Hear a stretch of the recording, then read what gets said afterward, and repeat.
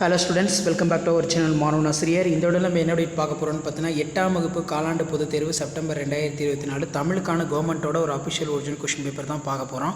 So அதை பார்க்குறதுக்கு முன்னாடி மாணவன் ஆசிரியர் யூடியூப் சேனல் சப்ஸ்கிரைப் பண்ணிக்கோங்க. கீழே ஒரு பெல் ஐக்கானை ப்ரெஸ் பண்ணி ஆன் வைங்க. நமக்கு 8ஆம் வகுப்பு காலாண்டு பொதுத் தேர்வு தமிழ் பொறுத்த வரைக்கும் 100 மதிப்பெண்.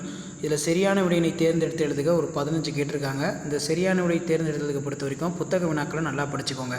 அடுத்து பொறுத்துக பார்த்தோன்னா கேட்டிருக்காங்க. மேட்ச் ஷீட் நல்லா பார்த்துக்கோங்க. நெக்ஸ்ட்டு கீழே எவையேனும் 4 வினாக்களுக்கு மட்டும் விடையளிக்கவும். வினா எண் 21 கட்டாய வினா. திருவிகா சங்க புலவர்களாக குறிப்பிடப்படுவோர் 4 பெயர்களை எழுதுக. அடுத்து நம்மை நோய் அணுகாமல் காப்பவை எவை? யாருக்கு அழகு செய்ய வேறு அணிகலன்கள் தேவையில்லை? தமிழ் எங்கு புகழ் கொண்டு வாழ்கிறது? தன் குற்றம் என தொடங்கும் திருக்குறளை எழுதுக.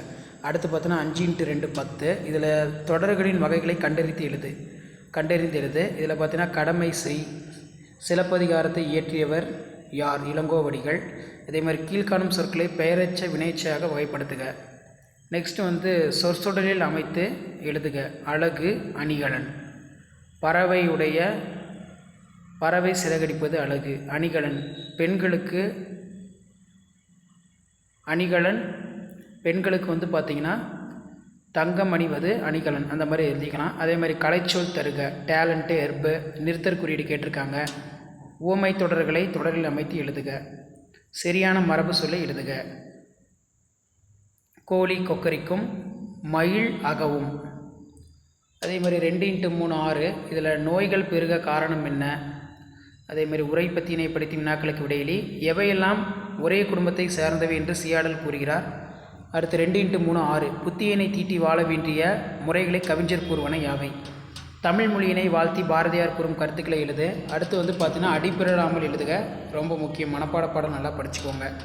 ஸோ இதான் 8ஆம் வகுப்பு தமிழ் காலாண்டு பொதுத் தேர்வு செப்டம்பர் 2024 கவர்மெண்ட்டோட அஃபிஷியல் ஒரிஜினல் கொஷின் பேப்பர்.